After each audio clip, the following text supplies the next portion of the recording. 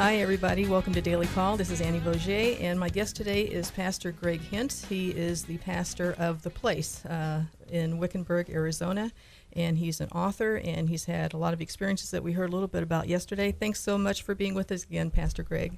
Oh, my pleasure. Thanks for having me, Annie. Well, for those who didn't catch yesterday's show, they can certainly go to azchristiantalk.com and click on our Click to Listen page, and they can catch your show. But let's give the listeners from today just a little bit of a rundown of your background and how you came to know the Lord, and then how you ended up pastoring a church in Wickenburg. Okay, wonderful. Thanks. Well, for me in my life, I grew up without a real knowledge of Jesus. And it was later in life where I came face to face with the reality that God is real and He has a plan for my life. And it was a series of events that happened that I was able to really open up my heart and my life to Jesus. And when that happened, everything in my life changed. And what I began to see is that a trail was opening up before me. And before I knew it, that I saw that trail involved ministry. I began helping in the church with no real desire to become a pastor at any time. I just wanted to serve my church, and I loved the people. And before I knew it, I was a children's pastor working in a church on a full-time basis.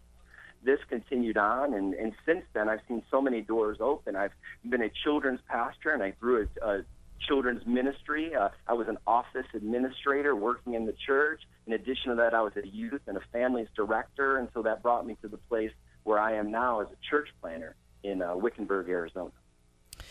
So if someone wanted to visit your church, what would they expect? What times are your services, and where is your church located?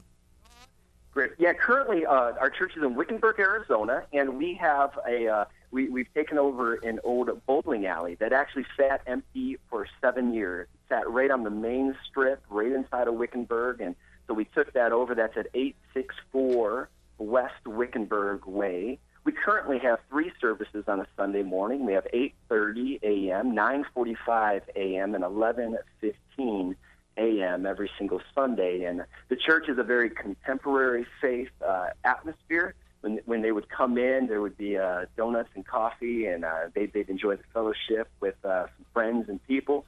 There'd be music. The music is contemporary. There would be a message inspiring them to continue to follow after Jesus and to draw closer to Him in their life. Of course, there would be a time of prayer.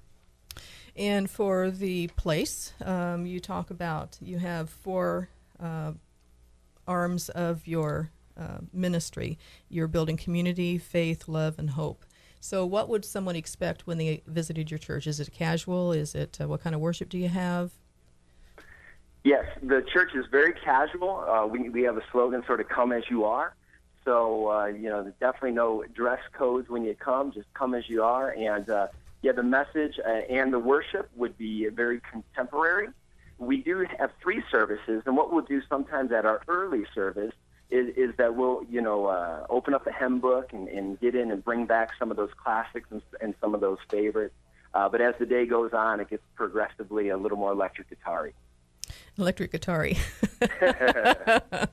Well, I think it's nice to share what people can expect, because for some people it's tough to walk into a church you've never been to before, especially if you've had past experiences. It can be very rigid and formal. It can be very lax and non-conforming, and there are a host of churches in between. So I think it's nice to hear what they can expect when they walk into your church, so they know how to dress and they know what to expect and what kind of worship is going to be taking place. And so that they're as comfortable as they can until they see if that's where God wants them to be or not. Mm-hmm. I totally agree. You are also an author. You've written 3 books. You've written The Best, a Life Manifesto. You've written Spiritual Assassins, Secret Sins That Destroy, and you've also written Facebook Jesus. So we have a plethora of areas to go with these 3 books. The 2 books that I've written that you were gracious enough to send me was The Best, a Life Manifesto, and I was really impressed with the approach you took with this book. It's very obvious that you're knowledgeable in what you're writing about and that your passion really is in helping people. But I think what I like the best about The Best, a Life Manifesto is that in every chapter you give them some actionable area that they can start. As soon as they put that book down, they can start acting on what you've shared with them in any particular chapter. What led you to write the book in this form? Yeah, I tell people, I say there's two books in one, really. There's a book to read and a book to do, almost like a workbook automatically associated with it. And there's a really cool story behind the Best of Life Manifesto. I teach at an eating disorder clinic, people that struggle with anorexia and bulimia. And what I would find is that as I was sharing principles, I would meet individuals who, when they looked at their life, there were so many different areas that they could work on. So from the spiritual to the mental to the physical to working on these different areas. And so what I really wanted to do was I wanted to write a book that I could give them. And when they would work through these principles, that they would watch a total life transformation in every single area. And so that really was the inspiration to write the book. And I really wanted to write a book that when they opened it, it would catch their attention, but it would also speak to them personally and say, what can I do about that? So everything from understanding a purpose in your life, which is something that I see so often, that people are just lacking purpose, but really that's the foundation of where we move forward. Everything from there to how to develop your mental capacity, to the words that are coming out of your mouth, to the words that are coming into your ears, and also a chapter about their spiritual development. Because in being a pastor, I understand how important that spiritual element is, but even though I was finding individuals that were so hurt spiritually, that really to begin and take those first steps was the place where they were going to have to start that journey. And so we allowed them the opportunity through that book. Well, your dedication is to those individuals who are refusing to accept a mediocre life or a mundane existence, to those who have a fire in their hearts and a belief in their soul that they are created for something more. So when I'm looking at some of your chapter titles, you know, you've really embraced every area of life growth that we go through. You talk about the hands, the lungs, the mouth, the brain, the eyes, all of our senses, and then how we apply those things to where we are today. But at the very end of your book, in the epilogue, you say your life is not an accident and you have never been a mistake. I think that's powerful to anyone who would be reading this book, whether we've had, you know, a really exciting and happy life or we've gone through a lot of struggles. You know, we're all in the same situation when we come to the Lord and we turn our lives over to Him. It depends on what He's given us as to what He requires. So can you give us a synopsis for those who don't have your book, The Best of Life Manifesto yet? What can they expect from changes that can take place if they really apply this book to their lives? Well, I think you hit the nail on the head there, and it really links back, for me, there's a life verse that has changed me, Jeremiah 29:11. For I know the plans I have for you, says the Lord, plans to prosper you, not to harm you, plans to give you a hope and a future. And I think that, especially that ending right there, that's what people really desire, need to know, that God has a plan for them, and the plan is to give them a hope and a future, a direction, that He cares about the tomorrows that we're going to have, and that He cares about where we are right now. I would say anyone in their life, if they're just looking around and they know that a change needs to happen, but they don't know where to start.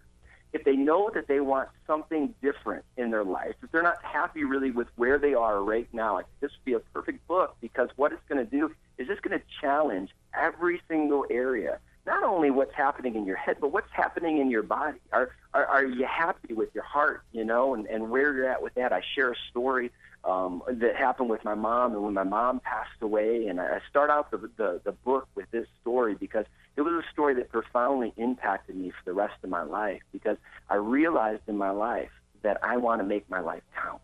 Mm-hmm. When all's said and done, and I breathe my last breath, I want people on this earth to say, you know, this guy cared about me. This guy really worked to try to help me in my life.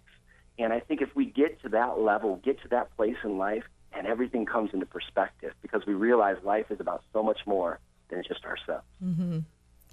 Well, you wrote another book, Spiritual Assassins, Secret Sins That Destroy, and in your personal testimony and also the testimony of those who are part of your church community, you don't encourage living with masks any longer. You want to be transparent and open up the things that God has brought you through so you can live your life in honesty and transparency and let other people learn from some of the things that we've learned positively and quite frankly, some of our mistakes. And you say spiritual assassins are lurking behind the scenes in all of our lives. They are waiting for you to reach your peak potential to strike.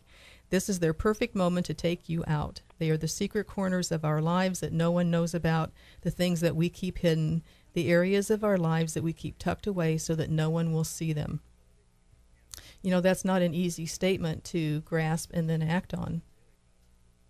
Absolutely. And this book, Spiritual Assassins, is actually coming out later this month, and I'm really excited about it because what it does is it really attacks, because sometimes as Christians, there's things like on the outside we can look like everything's together and everything's going great, but for all of us, there's things that are lurking right behind the surface, and those things could be as simple as pride. Mm-hmm. Seeing that pride is an assassin that can take us out. In other words, right in that right moment, and I talk about it in the book, I say a lot of times the assassin sits back and waits for us to reach our peak potential, to reach that place where we're getting the most notoriety, we're getting the most knowledge, but our heart is far from where it needs to be. And so that assassin is just sitting there and he's waiting for the right moment. And when you're at your peak, that's when he's going to work to take you out. Mm-hmm. So in the book, what we talk about is we talk about how important it is to deal with that assassin today. And the way that you deal with the assassin is you quit denying his existence. Mm-hmm. You quit denying that he's there, and you say, you know what, in my life I'm struggling with this area. I'm going to take off this mask, and I'm going to be real. And when I take off that mask and I decide to be real and I open up to someone and I say, hey, will you help me in this area? What we do is that assassin now loses all of his power that he has over us. And so then at that moment, now it's powerless, and we have the power. See, that's the thing. A lot of us believe that if we take the mask off, that we are weaker. Mm-hmm. But it's just the opposite. When we take the mask off, we're actually in a position of strength, because now we don't have to hide. We don't have to be in the secret anymore. Now we're able to be true and be honest before others and also before God, who already knows all those assassins that are creeping around in your closet right now anyway. So when will we be able to get the book? Later this month, it'll be out. You can get it on Amazon. And you can look that up, just GP Hintz, Hintz, or, of course, you can just look up Spiritual Assassin. Okay. And you also wrote another book. It's called Facebook Jesus, Using Facebook to Build and Grow a Church. So I guess between the two bookends of your first book and your last book that's coming out this month, now we have Facebook Jesus. So we deal with technology and more of a cerebral, practical way of reaching people for Christ. What led you to write this book? You know, for me, I'm always trying to do something that has power to enable people to make a difference. And so for us in our story of the place and the church, when we first started the church, we didn't have any financing, we didn't have any budget, we didn't have any money.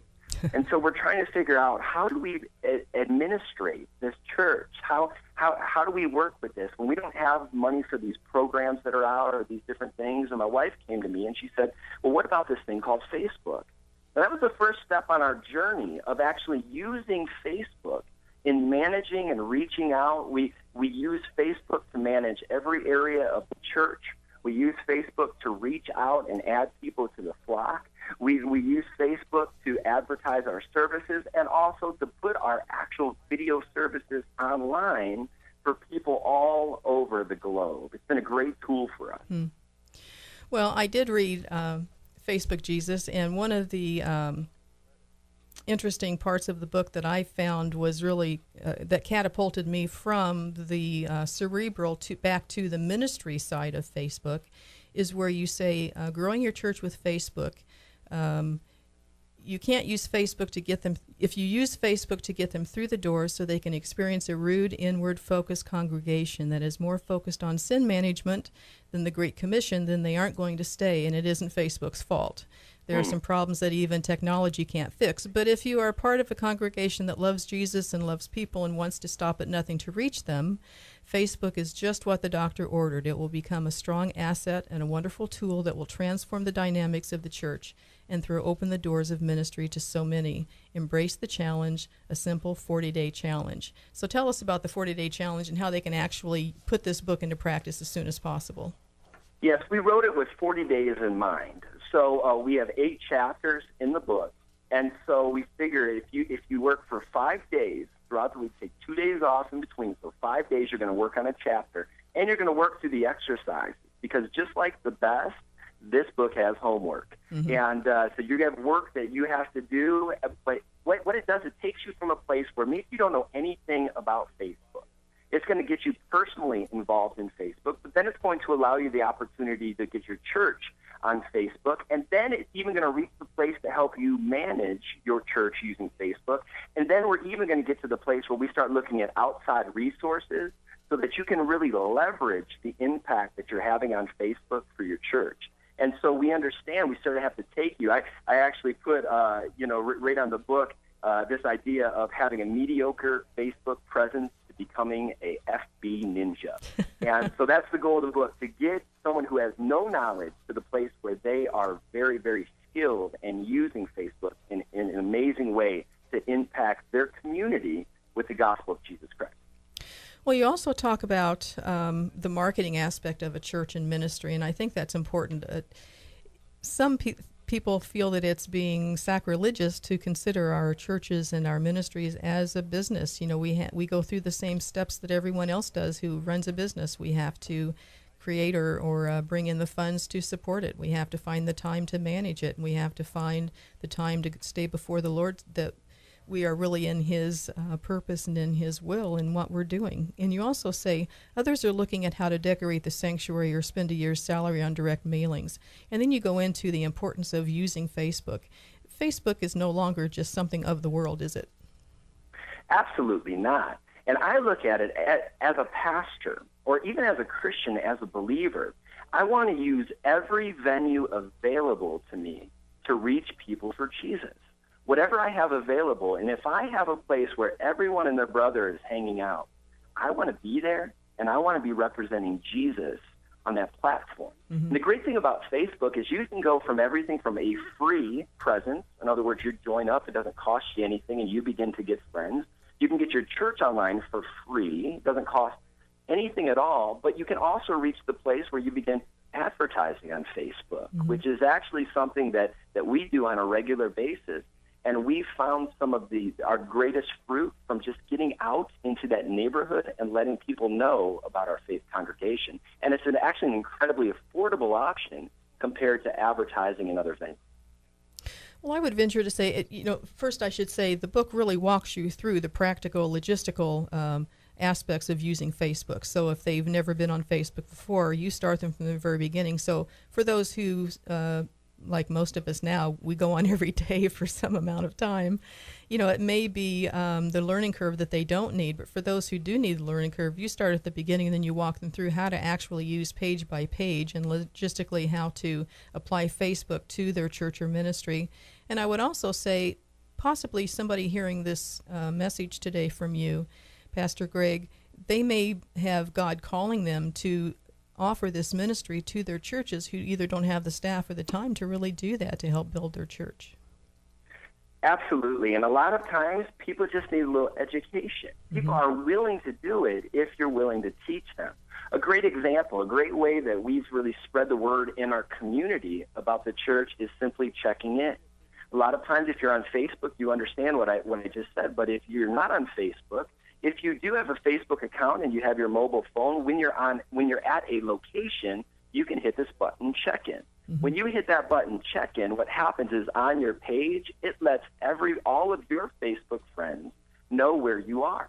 So we encourage people on a Sunday morning when they're sitting in church, grab your phone. A lot of churches tell people, put your phone away. We say, get your phone out, check in here at the place, because what's going to happen, you can imagine, if you had each one of these people has 100 friends, which is a very small number in the Facebook world, but if they did, and you just got 10 people to check in, and they each have 100 friends, now 1,000 people just saw your church's name on their Facebook. Mm-hmm.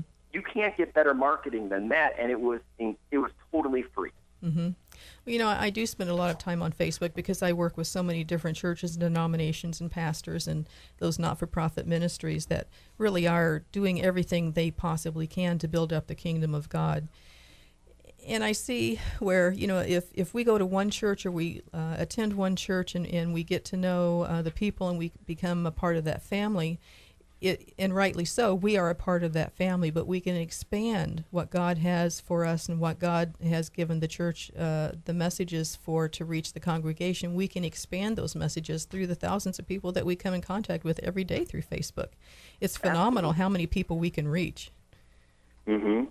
And the one thing that I've seen sort of overlooked by a lot of churches, there's a difference between a fan page and a group page. And the fan page is what you see when you hit the like button. So, your church is there and you go and you hit the like button and that's great. I mean, it's really good that we have people do that.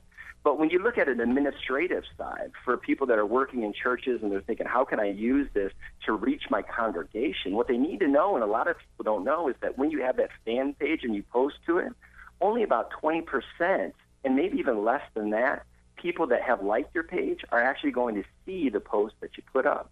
So in the book, one thing that we talk about is the power of using groups, where if you can learn how to use groups on your Facebook page, then 100% of the people that you add to that group will have the opportunity to see the message that you put up.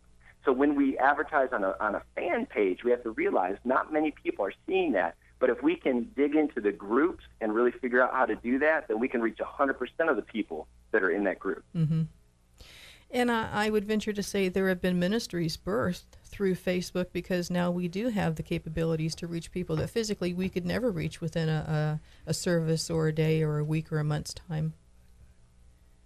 And we've had a lot of people in my community that have come to the church. We have a lot of rehabilitation centers that are here, and people come in from all over the world into Wickenburg, Arizona. And a lot of times they'll show up at church on a Sunday. And so they come on a Sunday and they experience it. Well, eventually, when they're sent back home, still a piece of their heart is here because they've made relationships, or maybe we're in a sermon series that they've been part of, that they feel part of the faith community. So when they go home, what we see a lot of times is they're able to become fans of the page, befriend us as a staff on Facebook, and stay connected. And so we have people, even though our church is in one location, every single Sunday morning, people watch us all over the country and sometimes even all over the world because of that relationship that started and continues through Facebook. Well, Pastor Greg, thanks so much for being with us today. You've had so many experiences through your lifetime, and I know you've just scratched the surface with sharing some of those with our listeners yesterday and today. And I see the common thread of you being someone who really wants to help people, and your call has been to help other people grow in every area of their lives, spiritually, mentally, physically, emotionally.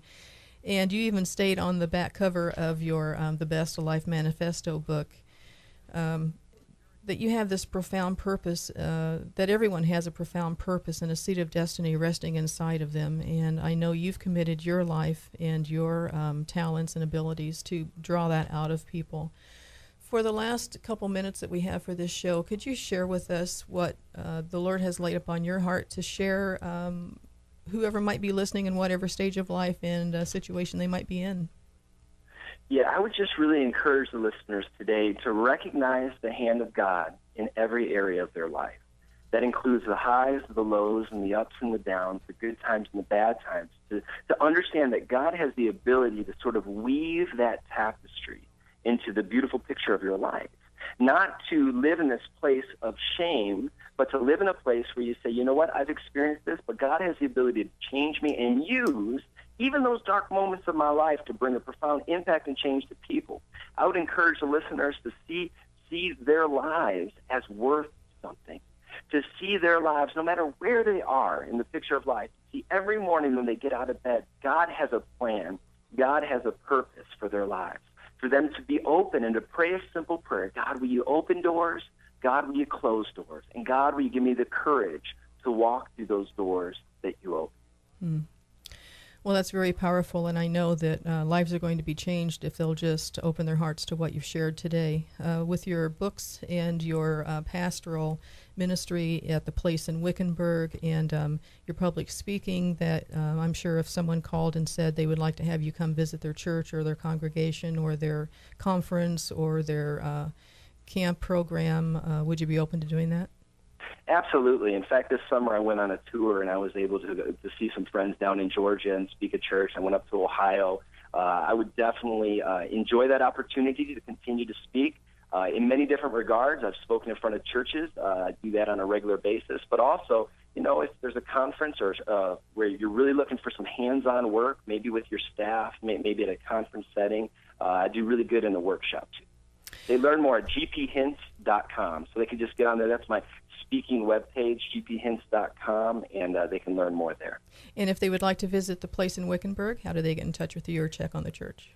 Absolutely. Well, the great thing is just use the internet, theplaceaz.com, and they can watch services online there, or they can come on out and see us. We're at 864 West Wickenburg Way. Feel free, they can drop us an email if they need directions, or if they just like to learn a little bit more. But, we'd love to have the opportunity to share life. Well, thanks, Pastor Greg Hintz, for being with us today. You've been very open and honest, and you've certainly encouraged us to drop our masks and to get involved with what God has for us today. And we appreciate your time. We appreciate your ministry. We certainly appreciate the words that you've shared today. And we pray that God will richly bless you in everything that you do. And we'll have you back again to share what's coming up. I'd love that, Annie. Thanks so much for having me. And I just want to thank your listeners and encourage them to keep living the best life ever. Great. So thanks so much, Pastor Hintz. All right. Bye-bye. Bye-bye.